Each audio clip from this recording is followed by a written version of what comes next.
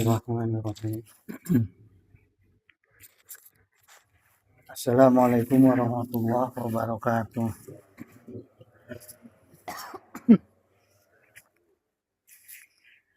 Alhamdulillah al-wahidil ahad allazi lam yalid wa lam yulad wa lam yakul lahu kufuwan ahad.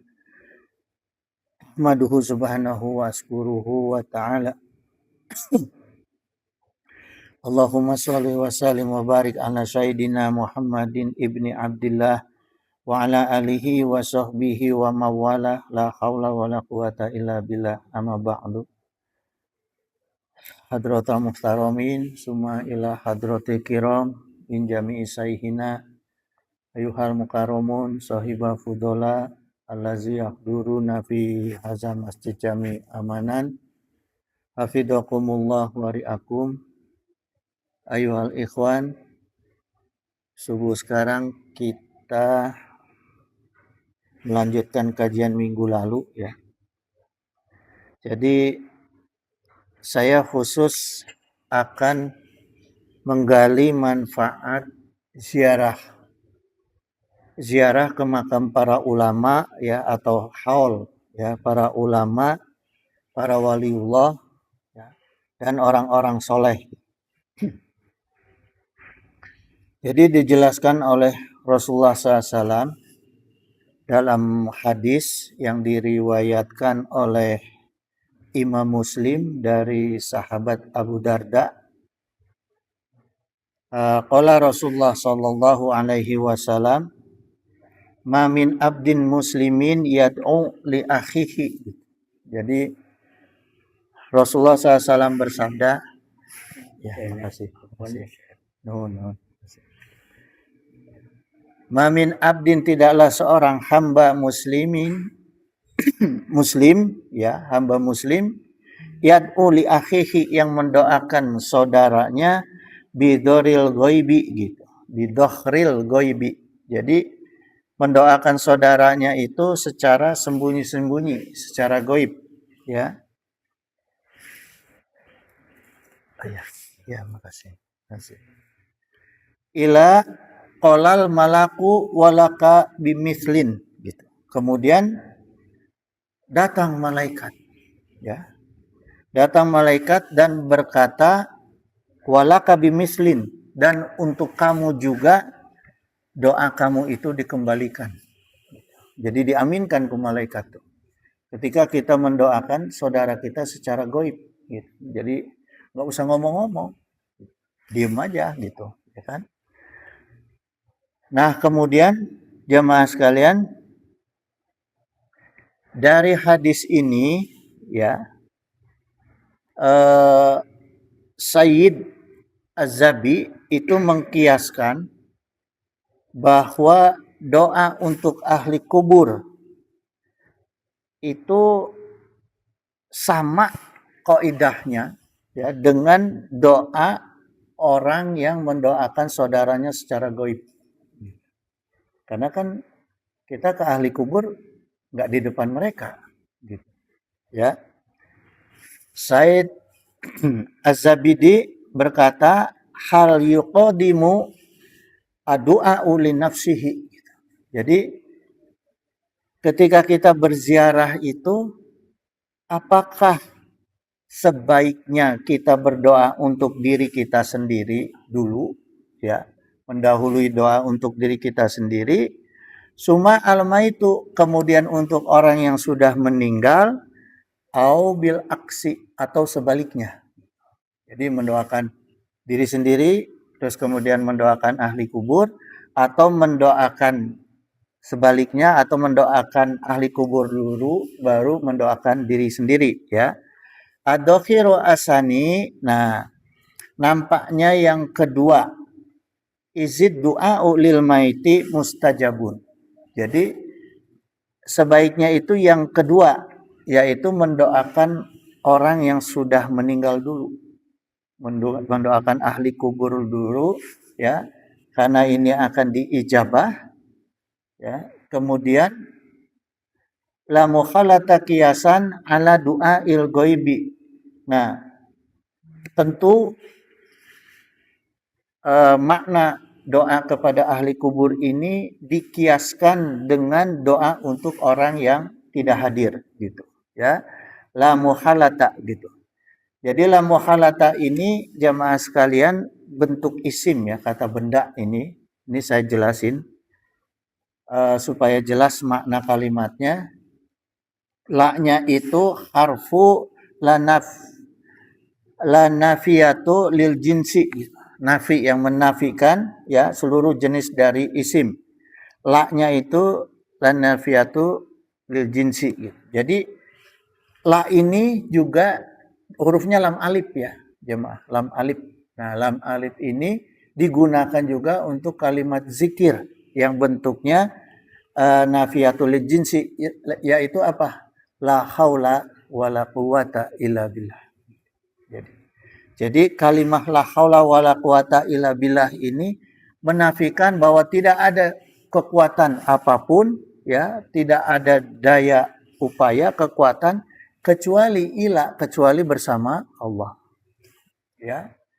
Jadi la mahalata ini juga sama secara nahu, maknanya adalah tidak bisa tidak bahwa mendoakan ahli kubur itu dikiaskan dari doa mendoakan orang yang tidak hadir gitu ya, mendoakan yang tidak hadir gitu. Maka jemaah dalam kalimat selanjutnya Said Muhammad bin Muhammad Al-Husaini Az-Zabidi qala summa yakunu addu'a li nafsihi. Kemudian ya, setelah kita mendoakan ahli kubur, ketika orang itu berdoa untuk dirinya sendiri ya, addu'a li nafsihi, maka fahuwa akhra ayustajaba gitu. Maka kemungkinan besar doanya itu diijabah ku Allah. Ya. Peluangnya sangat besar sekali untuk dijabah ku Allah. Karena apa? Karena nazron likaromil lahi ta'ala gitu. Karena apa? Kemurahan hati Allah. Jadi kita mendahului orang. Mendoakan itu kan memohon kebaikan. Tapi kita mendahului orang daripada diri sendiri. Nah ini menggugah kemurahan hati Allah. Membuat Allah itu jadi wasi'ati afadili gitu. Karena Allah itu sangat luas karomahnya, rahmat dan karunia-Nya. Ya. Jadi ketika kita mendahului orang lain, apakah itu doa kebaikan atau berbuat baik, ya, mendahului orang lain, maka jemaah sekalian, Rasulullah itu kalau makan berjamaah, Rasulullah itu mendahului sahabat yang lain makan. Baru makan. Ya, ketika membagikan air susu, Rasulullah juga begitu. Membagikan dulu kepada sahabat, baru Rasulullah minum.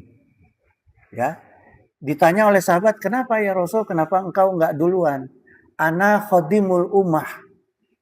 Saya itu adalah pemimpin umat. Gitu. Jadi harus belakangan. Kalau sekarang kan dibalik. Ya, kalau yang namanya kiai, ustad, hoyong napang gede na, makanan anak, hoyong napang, ya, makan pang duluan na. Ya, jadi tidak mencontoh Rasulullah. Gitu. Kalau Rasulullah mengatakan gitu, ana khadibul ummah. Jadi belakangan Rasulullah mendahulukan orang lain, ya. Begitu. Maka ketika kita berdoa untuk ahli kubur juga doakan dulu ahli kubur. Ya, setelah ila hadrati fulan bin fulan dari mulai Rasulullah, Allahumma gfir lahum warhamhum wa'afihim wa'fu anhum. Allahumma anzili rahmata wal maghfirata wa syafa'ata ala ahli kuburi la ala ahli kuburi min ahli la ilaha illallah Muhammadur Rasulullah sallallahu alaihi wasallam. Jadi kita doakan dulu ampunan pada ahli kubur, mintakan barokah, mintakan syafaat, ya, mintakan rahmat untuk ahli kubur. Nah, baru kita berdoa untuk diri sendiri. Gitu. Ya, itu adab yang diajarkannya seperti itu. Ya.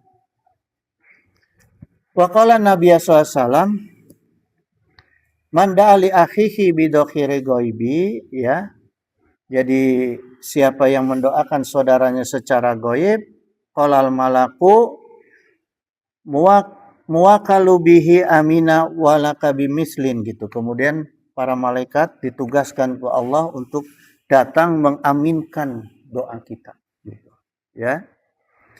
Nah, setelah kita mendoakan ahli kubur, jemaah, kita berdoa untuk diri sendiri, sebaiknya menggunakan kalimat lil mutakalim ma'al ghair.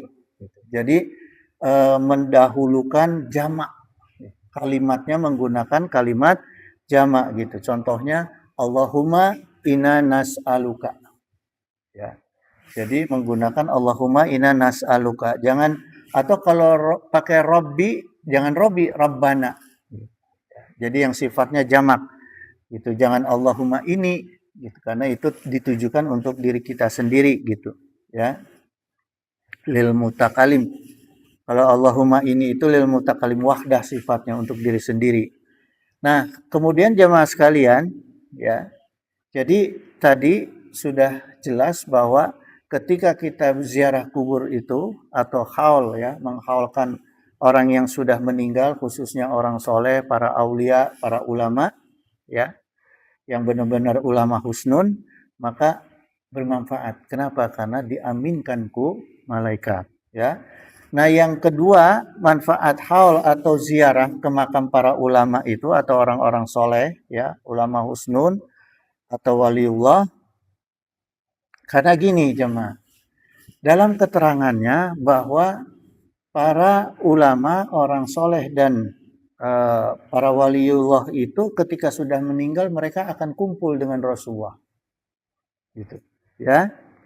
Nah, Allah Ta'ala berfirman dalam surat An-Nisa ayat 69, wa ma yuti illaha wa rasula gitu. Dan siapa yang mentaati Allah dan Rasulnya, faulaika ma'allazina an'amalahu alaihim minan nabiyina gitu. Kemudian mereka akan dikumpulkan bersama dengan orang-orang yang dianugerahi nikmat oleh Allah. Ya. Orang yang meninggalnya dalam keadaan taat, kemudian kepada Allah dan Rasulnya, itu akan dikumpulkan, ya, diberi kenikmatan, yaitu dikumpulkan bersama orang-orang soleh yang lainnya, para waliullah dan wasidikina dan orang-orang sidik, ya, wasyuhada dan para syuhada, wasolihina dan kemudian alaihim minan nabiyina, kemudian dikumpulkan dengan para nabi, gitu, ya, dengan para nabi dan para rasul, gitu. Wa hasuna ulaika rafiqan gitu. Jadi mereka itulah teman yang sebaik-baiknya. Jadi dikumpulkan ini oleh Allah yang untuk menjadi teman sebaik-baiknya, ya, rafiqan itu yaitu para ulama, ya, orang soleh, para waliullah, para nabi dan para rasul gitu.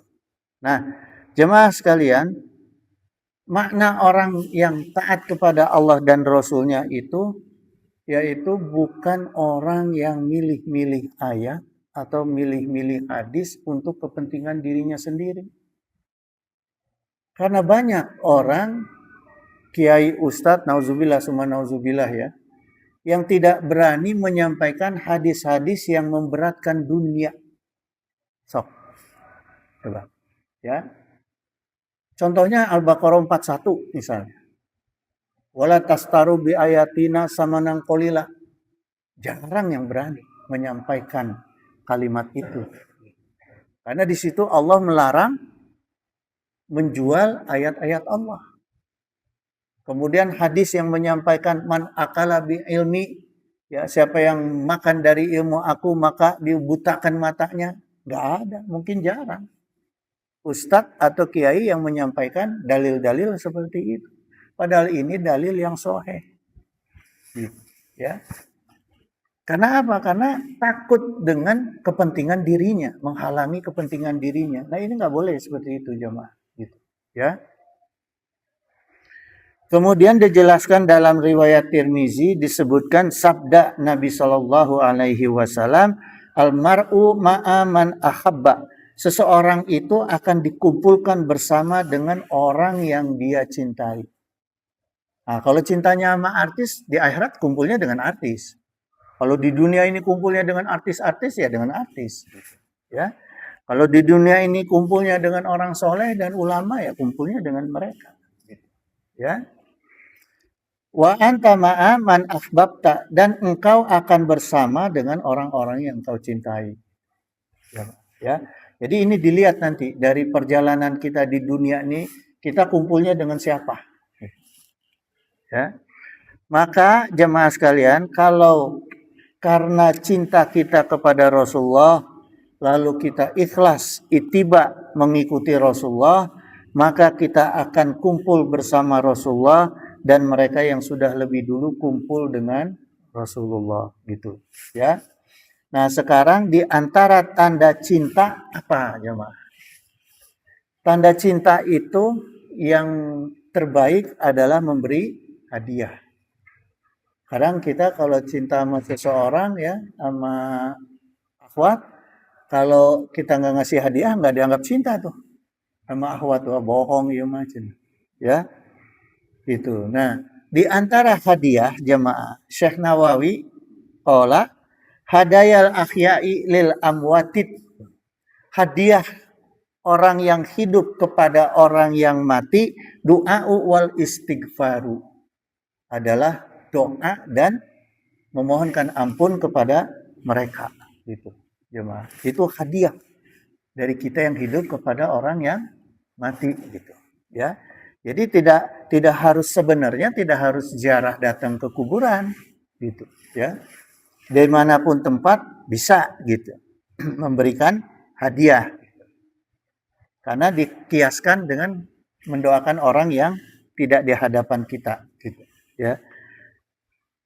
Jadi kesimpulannya jemaah sekalian, dalil-dalil tadi bahwa orang-orang soleh yang hidupnya bermanfaat ya bagi orang lain, intinya itu jemaah, maka akan dikumpulkan dengan Rasulullah.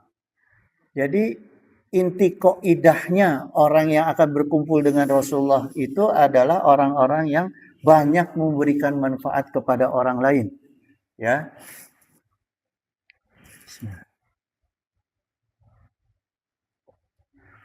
Khairukum apa? Anfa'u linnas ya. Jadi sebaik-baiknya orang yang memberikan manfaat kepada orang lain gitu ya. Nah, ini. Kemudian jemaah, ketika kita di dunia ini menjadi orang yang banyak memberikan manfaat, kemudian kita itu suka mendoakan, mengirim doa dan mengirim istighfar kepada orang-orang yang sudah meninggal, khususnya para waliullah, para ulama ya, para orang soleh, maka mereka itu akan memintakan izin kepada Rasulullah supaya kita diperkenankan, diizinkan ke Rasulullah, kumpul dengan mereka dan kumpul dengan Rasul. Nah, itu keuntungannya jemaah. Ya. Nah, pasti diizinkan ke Rasulullah. Kenapa diizinkan? Karena ketika kita isol, ketika kita ziarah, yang utama kita sampaikan doa, sholawat kepada Rasulullah. Maka ketika orang-orang alim itu, orang soleh itu minta izin pada Rasul, pasti diizinkan. Gitu. Ya. Makanya ketika isol itu dimulai dengan ila hadrati Nabi Mustafa sallallahu alaihi wasallam wa alihi wa azwajihi wa auladihi wa zuriyatihi wa ahli baitihi. Ya, kepada Rasulullah dan keluarganya dan duriyahnya. Duriyah yang asli, bukan yang palsu. Gitu ya, gitu jemaah. Jadi jemaah sekalian, kalau yang saya dawamkan itu jemaah, yaitu sholawatan setiap pada Jumat, itu yang diwariskan kepada saya oleh guru saya, yaitu uak saya sendiri, Mama Abdul Haq Nuh ya, dari Cianjur. Betul. Jadi setiap pada Jumat jamaah sekalian, saya nggak makan. Setelah pada Jumat langsung kita sholawatan. Kalau di Cipanas biasanya saya dengan eh, ada tetangga, ada karyawan istri saya gitu ya, ada yang ikut lah berjamaah kita sholawatan. Dan ternyata jamaah sekalian, ya cerita hidup sedikit nih.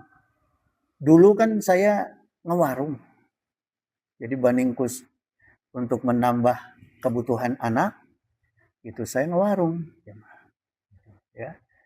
Ternyata datang uak saya memberi amanah sholawat ini, ya, memberi amanah. Bentuknya itu jadi pertama kita isol dulu kepada Rasulullah sampai ke orang tua terdekat kita, kemudian eh, Fatihah, ya setelah Fatihah itu setelah isol Fatihah terus kulhu 11, ya al-ikhlas 11,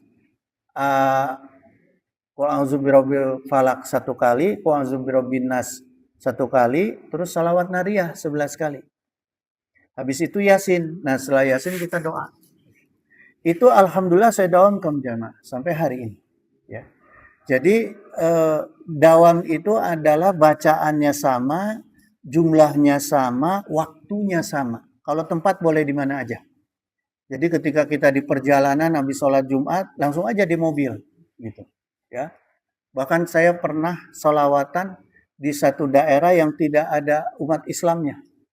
Jadi saya di mobil aja, wudunya pakai aqua gitu ya. Sholat Jumatnya diganti sholat lohor. Gitu jemaah.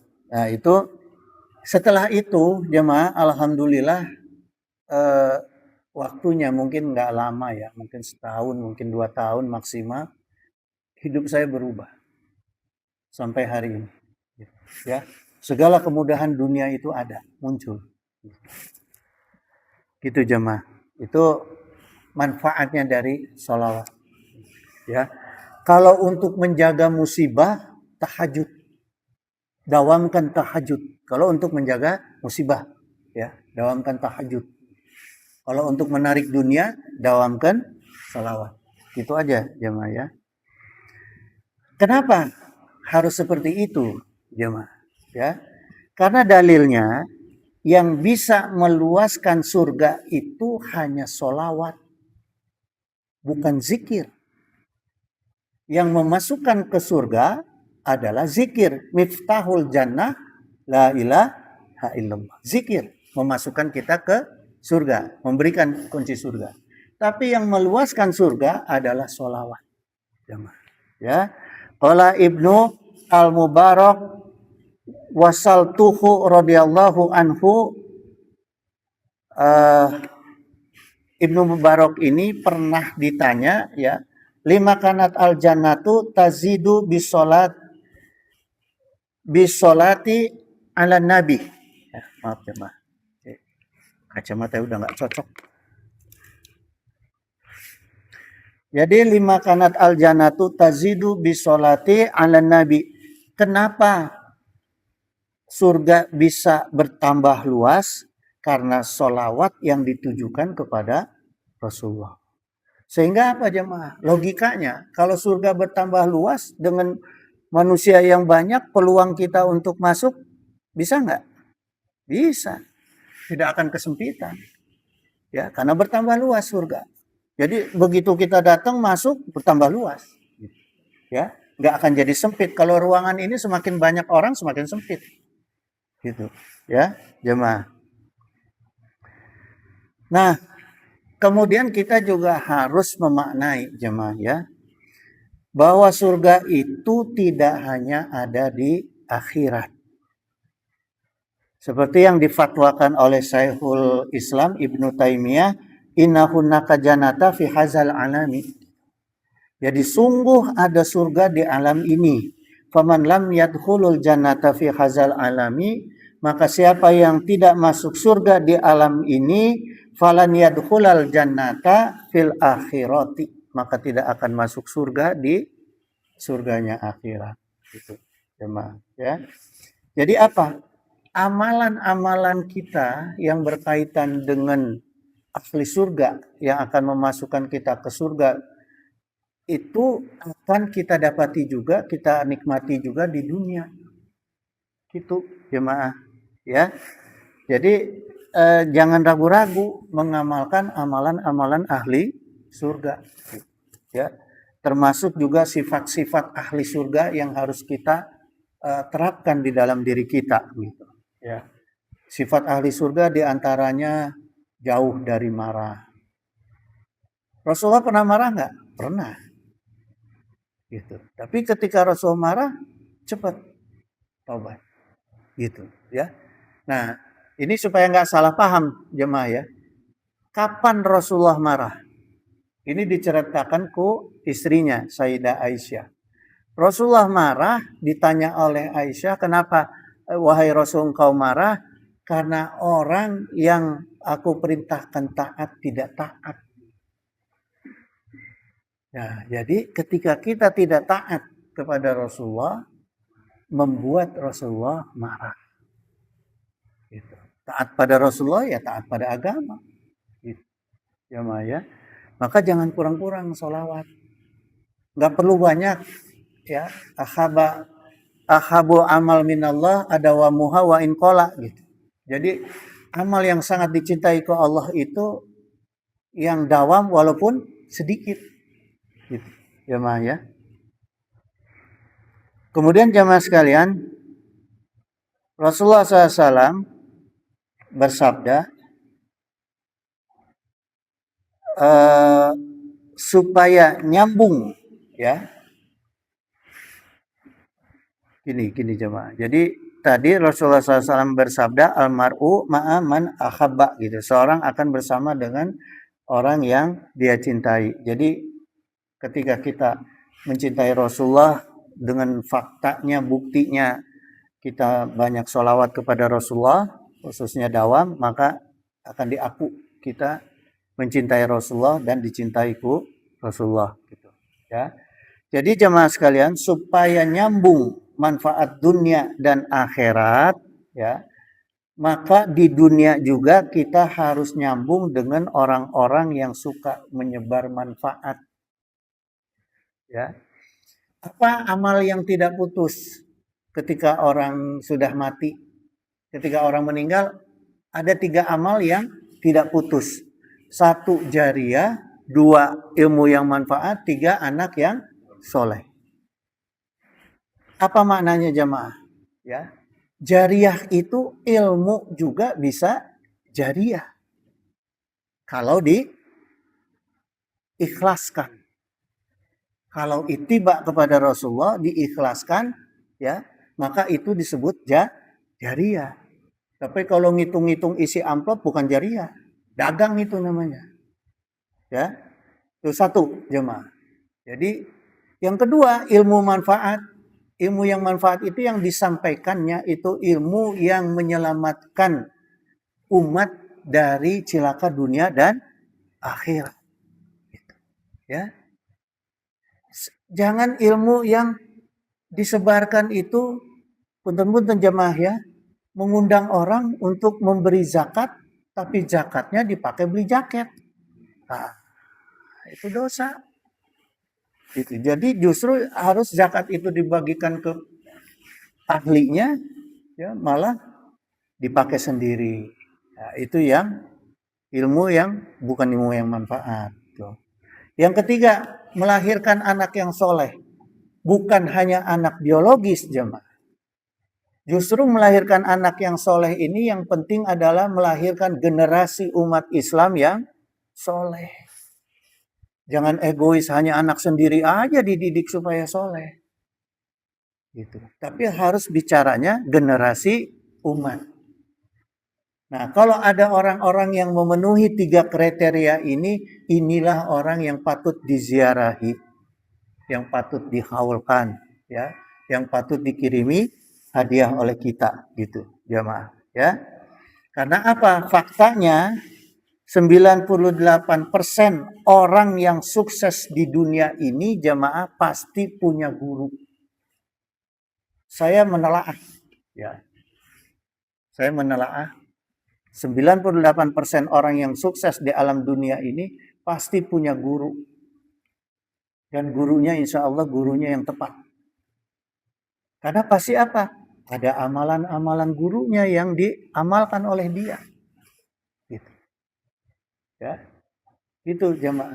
Ada amalan-amalan gurunya yang diamalkan, didawamkan oleh dia, maka ini juga salah satu jalan untuk membuka kesuksesan kita di dunia.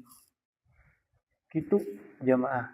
Ya. Jadi maka harus pinter-pinter kita, cermat kita mencari guru, lihat siapa guru itu, ya, kemudian ajarannya dan amalannya.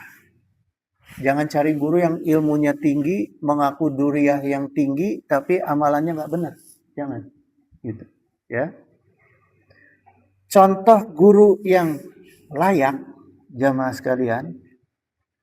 Pertama, orang yang memberi manfaat kepada agama dan umat. Itu pertama. Ya. Guru itu yang memberi manfaat kepada agama dan umat. Bukan guru yang mencari manfaat dari agama dan umat. Jangan terbalik. Ya.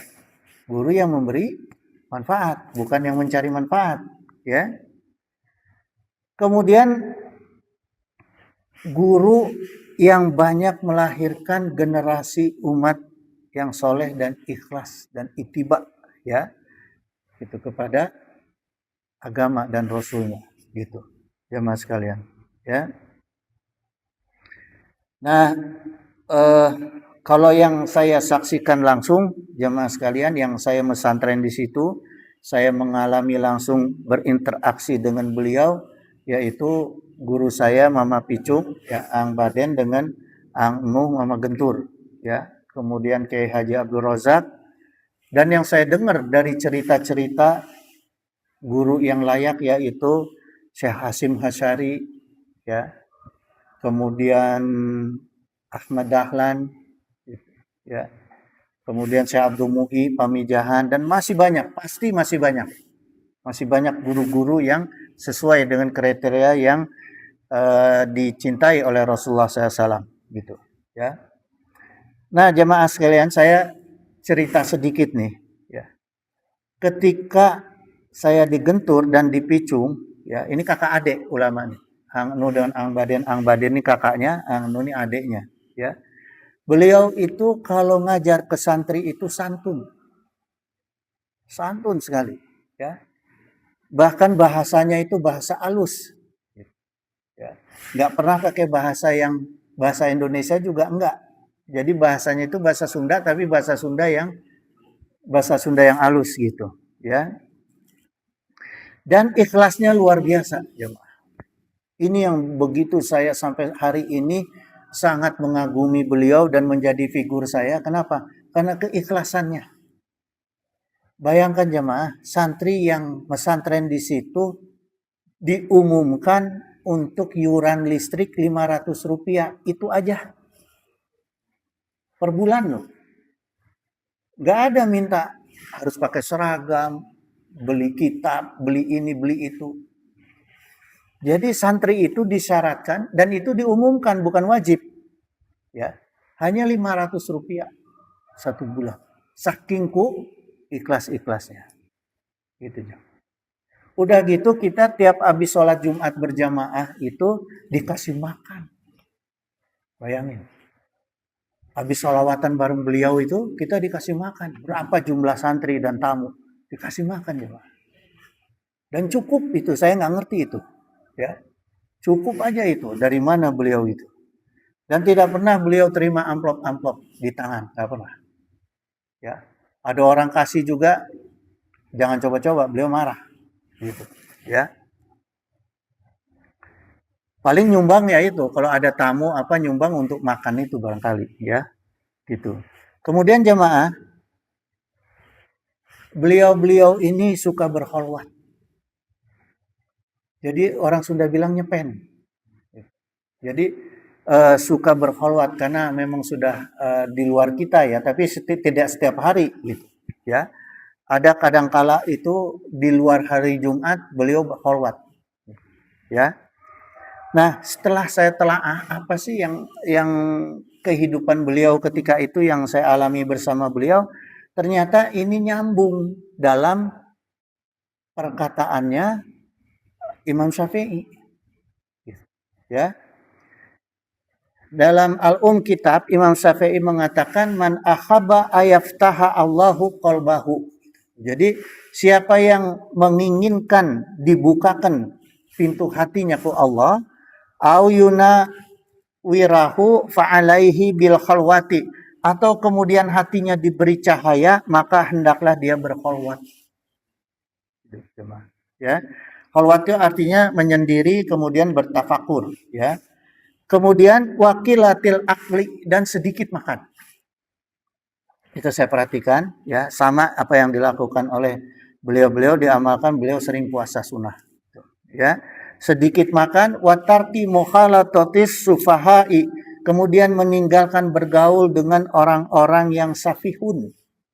Sufaha atau safihun, orang yang tidak tahu malu, ditinggalin tuh, ya, gitu.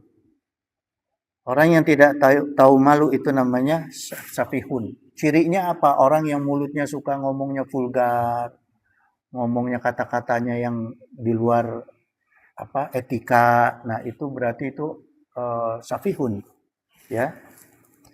Wa ba'di ahlil ilmi alazina laisa ma'ahum insafun, gitu. Dan beliau-beliau itu, ya, orang yang ingin mendapatkan hatinya diberi cahaya ku Allah, meninggalkan sebagian ahli ilmu yang tidak objektif dan tidak jujur, ya. Mereka yang insafun. Insafun itu maknanya yang tidak adil, tidak objektif, gitu. Jadi menggunakan dalil-dalil yang untuk kepentingan dia aja, misalnya, ya, tidak yang lurus, gitu. Wala adabun, dan ditinggalkan orang-orang yang tidak beradab. Itu jemaah. Makanya beliau itu saya perhatiin hidupnya, kalau ada tamu di ruangan terima tamu itu, ya, di saung saya. Beliau hanya duduk di kursi goyang aja sambil megang tasbih. Tamu itu nggak ada yang berani ngomong, pada diem aja akhirnya. Gitu. Cuma disuguhin, udah beliau diem aja, gitu, ya. Karena takut adab, masalah adab, gitu jamaah, ya. Jadi prinsipnya jamaah sekalian, ma taqarraba ilallahi ta'ala bisyai'in ba'dal faraidi afdal min tolabil ilmi. Ya. Jadi beliau-beliau juga prinsipnya adalah tolabul ilmu. Ya. Jadi kalau ngobrol itu nggak pernah yang bukan ilmu. Kadang-kadang kan ada orang yang minta barokah, gitu ya. Misalnya cerita apa, mama punten abdi punya masalah gini-gini. Beliau nggak pernah menjawab masalah-masalahnya, tapi yang beliau sampaikan itu adalah ilmunya, Qurannya, hadisnya, ijma'nya, gitu. Terserah dia nangkepnya seperti apa. Tapi tidak menganjurkan harus apa namanya pakai menyan, pakai ini, enggak. Ilmu yang disampaikan, gitu, ya. Maka jamaah sekalian, bagi beliau ini tidak ada ulama. Jadi seumur-umur hidup beliau adalah beliau santri. Karena apa? Karena beliau masih ngaji jemaah. Sampai terus meninggalnya beliau tuh ngaji. Ya. Itu kadang-kadang kan ada apa namanya? Eh, apa namanya tuh istilahnya, ya, kalau berini gitu, ya. Saya pun tadi jadi lupa ini. Basul Masail. Gitu. Kalau Basul Masail, gitu, ya. Gitu jemaah. Kemudian jemaah sekalian, ya, ternyata jemaah sekalian, kehidupan beliau-beliau ini, ya, ada sama seperti apa yang disampaikan dalam kitab Ta'lim Muta'alim, ya, pasal mengagungkan ilmu dan ahli ilmu, gitu, ya. Jadi kesolehan beliau, keikhlasan, terutama keikhlasan. Ittiba beliau kepada Rasulullah. Jadi pernah jamaah ya, mau datang gubernur. Ini yang saya saksikan langsung karena minta antarnya ke saya. 2 kali. Mau datang gubernur Jawa Barat dan mau datang Bupati Cianjur. Mama Baden itu ngomong ke saya, "Neng, antar mama." "Kemana?" "Ke Jambudipa. Ke rumah keluarga kita yang di Jambudipa." "Aya naon mama?" kata saya, kan ditanya, "Emang kenapa mama?" "Mau ada bupati, mama sieun." "Sieun cenah ka bupati teh," cenah. Akhirnya kabur beliau, saya antar ke rumah keluarga kita yang di Jambudipa, nyumput di sana. Ya, Mama Nuh juga gitu. Dulu pengersaan Nuh itu yang datang Harmoko. Apalagi kalau mau kampanye itu. Ya. Datang Oma Irama segala itu. Ya. Itu dikasih kaos-kaos partai jamaah sama beliau dicemplungkan karena kulah. Lain dibagikan. Cina jadi iya cina apa? Supaya jadi makanan ikan. Karena memang beliau punten-punten ya, beliau memang bukan anti, tapi beliau takut ketika beliau memilih satu partai membuat umat Islam ini terpecah. Itu yang beliau sampaikan. Gitu. Ya. Jadi beliau menghindari perkara perpecahan umat. Itu satu. Terus pernah datang gubernur. Begitu juga jemaah. Kabur. Takut. Gitu. Ya. Kalau kiai sekarang, ustadz sekarang nyari pengen ketemu pejabat. Kalau dulu mah boro-boro gitu. Ya. Jadi kalau ada bantuan juga disaring. Disaring itu, bantuan itu. Ya. Gitu jamaah. Jadi orang-orang seperti inilah ya, guru-guru seperti inilah yang membuat apa kita itu selalu ingat sampai hari ini gitu ya. Inna tolibal ilma yunalu gitu. Karena seorang pelajar atau seorang santri itu tidak akan sukses mendapatkan ilmunya walayun tafa'u bihi dan manfaat ilmunya ila bita'zimil ilmi wa ahlihi wa ta'zimil ustazi wa tauqirihi gitu. Ya. Kecuali dengan mengagungkan ilmu, ahli ilmu dan menghormati gurunya, memuliakan gurunya gitu jemaah ya. Jadi alhamdulillah sampai hari ini saya takdim kepada beliau sehingga saya ikuti apa kehidupan beliau gitu ya. Gitu. Jadi tidak menghalangi apa tidak merubah setelah beliau nggak ada kemudian kita diberi sukses dunia kita nggak ngikuti amalan beliau nggak sampai hari ini tetap karena takdim kepada beliau gitu ya. Nah, kemudian kita banyak ngalap barokah lah. Banyak ngalap barokah seperti misalnya cium tangan kepada ulama ya. Bahkan dulu saya tuh kalau beliau minum saya tungguin sampai nggak habis. Kalau nggak habis cepet-cepet saya minum itu. Takut keburu orang lain minum. Saya tungguin gitu. Saya duduk sebelahnya nungguin ya nggak habis minum cepat gitu. Ya. Nah, kemudian jamaah sekalian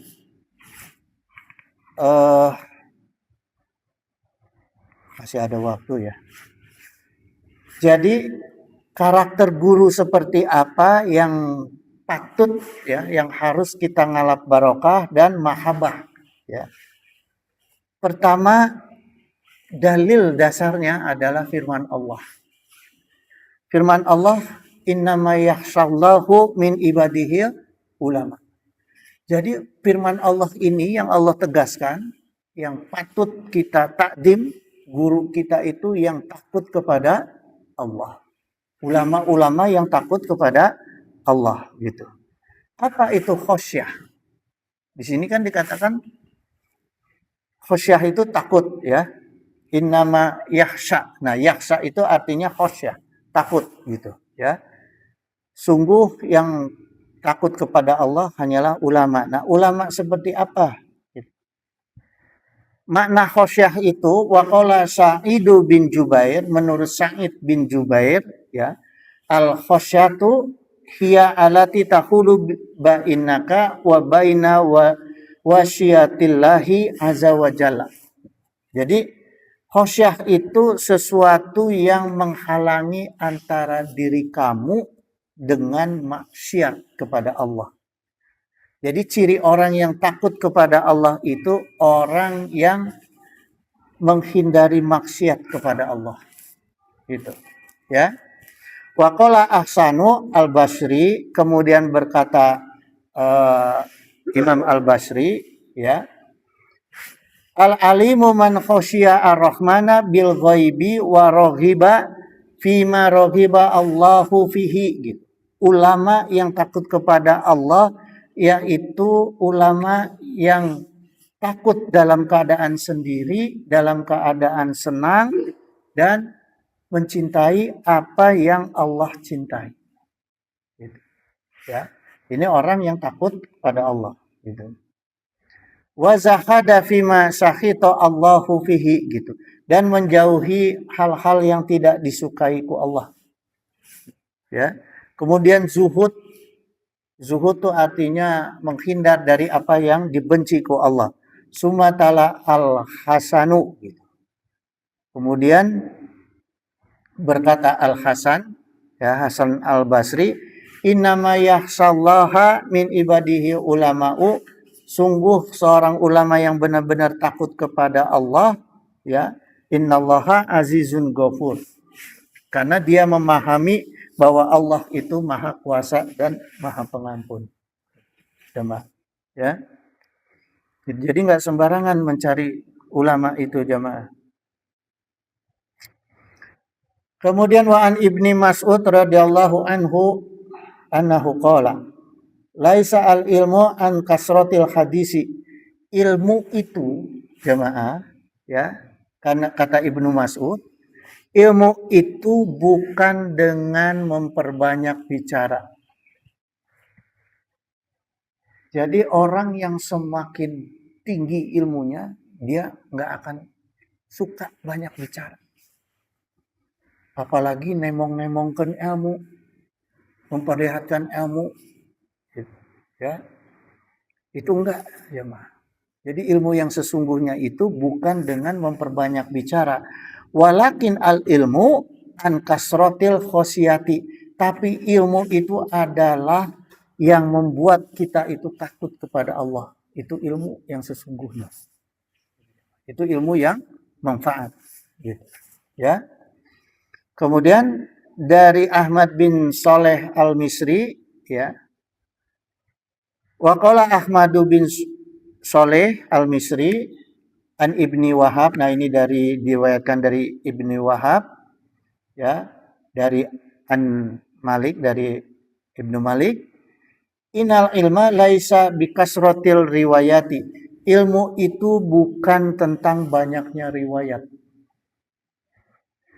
Artinya apa? Tidak menyampaikan bahwa saya ini guru, saya ini murid ini, murid ini, murid ini, enggak. Jadi seorang yang berilmu itu wa innama ilma nurun yaj'aluhu Allahu fil qalbi. Jadi ilmu yang sesungguhnya, ilmu yang barokah itu adalah ilmu yang Allah tempatkan di dalam hati kita, menjadi cahaya di dalam hati kita. Itu ilmu, ya, yang menerangi hati kita, gitu. Kemudian disampaikan oleh Sufyan As-Tsauri, ya, al ulama'u salasatun. Nah, ini jemaah. Ulama dibagi 3. Nih, ya. Ini harus kita pahami nih. Pertama, alimun billahi, alimun bi amrillahi. Ya. Jadi pertama, ulama yang mengenal, alimun billahi, mengenal Allah, alimun bi amrillahi, dan mengenal perintah-perintah Allah. Itu ulama pertama, ya. Jadi bukan ulama yang cuma sekedar tahu kenal Allah dengan menghafal Asmaul Husna dan sifat 20, tapi tidak tahu perintahnya Allah. Maknanya tidak pernah mengamalkan perintah Allah, ya. Itu yang pertama, jemaah. Ciri ulama yang pertama, ya. Ini ulama yang husnun, gitu. Wa alimun billahi laisa bi'alimin bi amrillahi. Yang kedua, ulama yang mengenal Allah tapi tidak mengetahui perintah Allah. Gitu. Ya. Ini orang yang mengenal Allah, beragama Islam tapi tidak tahu perintah Allah. Kenapa demikian? Karena banyak kalimat-kalimat perintah Allah yang disembunyikan ke ulama. Nah, ini yang bahaya, ya. Ini maknanya adalah ulama yang bodoh, ya, jahil, ya. Nah, terus yang ketiga, wa alimun bi amrillahi laisa bi alimin billahi. Yang ketiga, ulama yang mengetahui perintah Allah tapi tidak mengenal Allah. Ya. Itu jemaah. Banyak gak? Banyak jemaah. Banyak orang yang artinya yang sederhana nih, yang paling sederhana, tidak bisa membedakan mana ayat Quran, mana hadis. Dia ceramah, menyampaikan satu kalimat, dia sampaikan hadis padahal ayat. Nah, itu diantaranya. Ya, gitu jemaah. Allazi yakhshallaha wa ya'lamu al-hududa wal faraido. Jadi ulama yang takut kepada Allah dan tahu batas-batas kewajibannya. Nah, ulama yang seperti ini ulama husnun. Ya, ulama yang takut kepada Allah dan tahu batas-batas kewajibannya. Ini ulama yang husnun, ya. Jadi dia tahu nih batas kewajibannya sebagai ulama apa. Ya. Jangan begini. Jadi ulama, ya, tapi jiwanya pengusaha, segala didagangkan. Nah, berarti itu ulama yang nggak tahu batas, ya.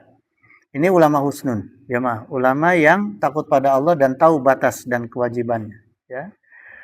Yang kedua, wal alimu billahi laisa bi alimin bi amrillahi. Ada ulama yang mengenal Allah tapi tidak mengetahui perintah-perintah Allah, ya. Allazi yakhshallaha wa la ya'lamu al-hududa wal faraido gitu. Ulama yang takut kepada Allah tapi tidak tahu batas dan kewajibannya. Nah, ini ulama jahil. Ya. Yang ketiga, wa alimu bi amrillahi laisa bi alimin billahi. Ya. Allazi ya'lamu al-hududa wal faraido wa la yakhshallaha azza wa jalla. Ulama yang mengetahui batas-batasannya dan kewajibannya dari Allah tapi tidak takut kepada Allah. Nah, ini ulama-ulama yang lebih mengutamakan nafsu dunianya sehingga dia tidak takut kepada Allah. Padahal dia tahu batas-batasnya. Dia tahu kewajibannya. Inilah yang disebut ulama su'ud gitu, jemaah, ya. Nah, bahkan Imam Syafi'i, jemaah, ini saya tutup ya kajian kita pagi ini. Saya ingin menyampaikan perkataan Imam Syafi'i ini karena menggugah nih, ya. Fakhrul ulama'i fakhru ikhtiyari. Ya. Apa maknanya? Miskinnya ulama adalah pilihan. Coba. Miskinnya ulama adalah pilihan. Memang ulama itu yang memilih miskin. Termasuk sahabat Rasul dulu, Julaibib, itu memilih miskin. Saking miskinnya sampai kalau minum itu nggak punya gelas, pakai tangan. Karena saking nggak punya bendanya, minum itu sampai pakai tangan. Ya, itu Julaibib. Jadi pilihan. Miskin itu pilihan para sahabat dan ulama memilih hidup miskin. Itu pilihan ulama. Ya. Wa fakrul juhali fakro ittirori gitu. Ya. Jadi miskinnya orang jahil adalah nasib. Disampaikan oleh Imam Syafi'i, jemaah. Ya. Kenapa? Kenapa jadi nasib kita miskin? Karena kita bodoh. Karena kita nggak mau tolabul ilmu. Itu bedanya, jemaah. Ya. Gitu. Sebenarnya dia tidak mau miskin, tapi karena dia tidak punya ilmu, maka nasibnya menjadi miskin. Maka harus mau tolabul ilmu. Itu jamaah ya. Innahu sami'un qaribun mujibu da'wat wa yaqdi hajat. Subhanaka Allahumma wa bihamdika asyhadu alla ilaha illa anta astaghfiruka wa atubu ilaik. Wallahu muwaffiq ila aqwamit thoriq. Wassalamualaikum warahmatullahi wabarakatuh. Ya, mangga mangga.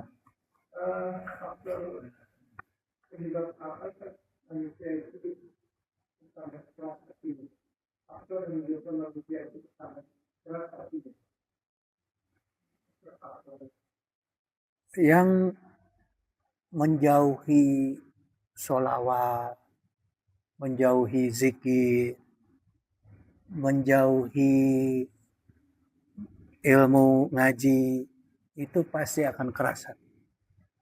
Gitu. Ya, karena yang bisa melembutkan hati itu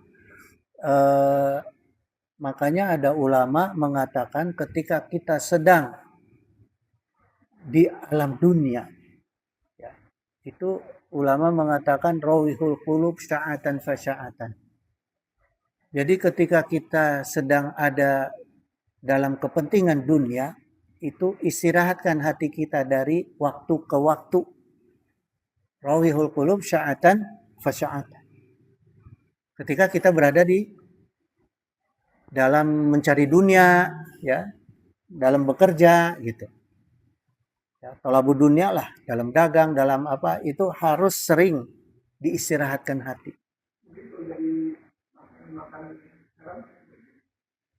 Makanan haram itu disebabkan oleh kita tidak taat pada hukum. Ya kan? Kenapa kita bisa makan haram? Ya, karena kita tidak terjaga diri kita dengan zikir, dengan sholawat, dengan ilmu. Maka kita memakan makanan haram. Tapi kalau kita selalu berzikir, dawam sholawat, ya, terus ilmu, maka jauh dari makanan haram. Ini punten jamaah, sedikit ya. Saya kenapa nggak mau usaha? Saya serahkan usaha kepada istri. Karena saya takut. Saya takut dengan kondisi saya sekarang yang sedang mendakwahkan ilmu. Dan saya percaya insya Allah istri saya tidak akan tidak akan mengambil rizki yang sifatnya haram, ya, gitu. Karena saya percaya ya udah saya serahin. Jadi saya untuk ngaji untuk apa minta duit sama istri, gitu jamaah. Tapi ternyata jamaah, entah itu karena berkah sholawat, entah itu karena berkah ilmu, rizki itu ada aja yang datang ke saya langsung, gitu. Ya, pernah satu ketika istri saya kebingungan ini, karena kan dia gas 3 kilo itu harus ada